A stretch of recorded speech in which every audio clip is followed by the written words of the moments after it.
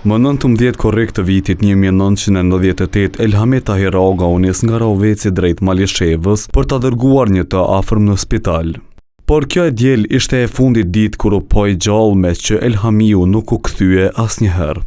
E kanë plagos një farë hoxhën Shamil Sylka, hoxhë e Rahovecit, e kanë plagos, e kanë shku me shokin e ati Dastan Sharkun, e kanë marrë me kjerë, për Malishevë me qumë i shëru. Kanë shku atë anene, ku janë këthy ka hymjen e Rahovecit, mos janë këthy aty e kanë vra. Që shumë kemi pas lajme se edhe nas kemi ditë sigurt. Familja e institucionet nuk ndalen si kërkuari për të, por pa sukses deri në vitin 2024, kur u gjetën mbetje martore të cilat dhanë shpresë se mund të ishin të Elhamiut. Pasi u kryen analizat, kjo dilemë u shua. Te sot kemi ditë kur gjo sakt. Po.